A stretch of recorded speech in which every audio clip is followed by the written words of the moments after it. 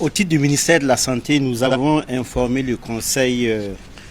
d'une baisse significative et sans précédent des cas et des décès liés au paludisme enregistrés au cours de l'année 2025 dans notre pays. En effet, en 2025, le nombre total de cas de paludisme est passé de 10 805 000 cas en 2024 à 7 329 000 cas, soit une diminution de plus de 3 400 000 cas, ce qui représente une réduction de 32%. Chez les enfants de moins de 5 ans, la réduction s'est établie à un peu plus de 1 900 000 cas, soit environ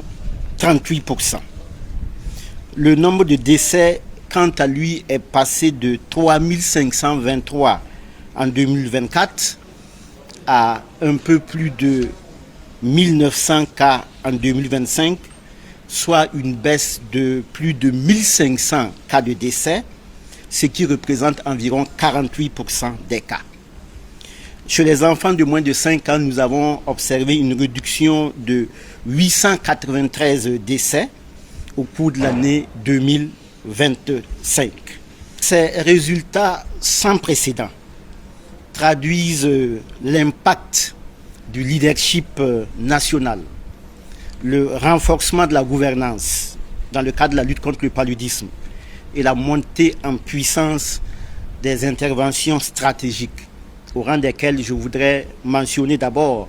les gros efforts qui ont été réalisés en matière d'assainissement du cadre de vie. Il vous souvient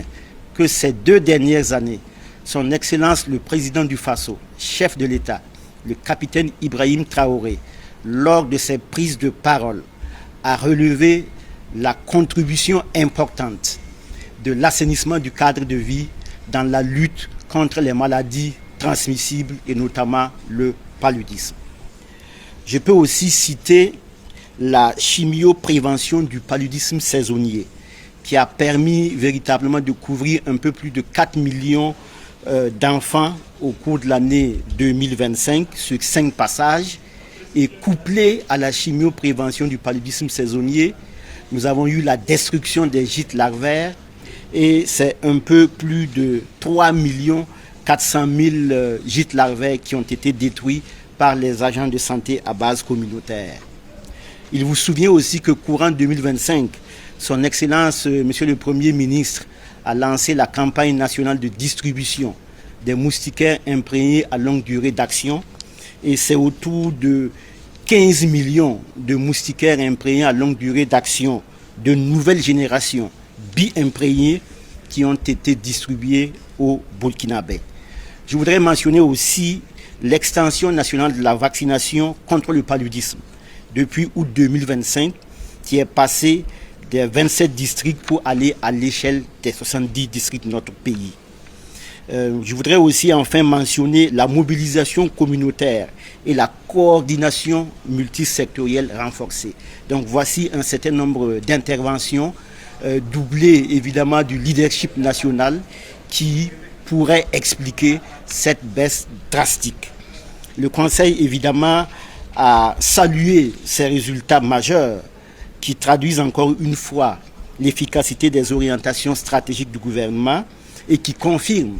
que l'élimination du paludisme constitue un objectif qui est atteignable.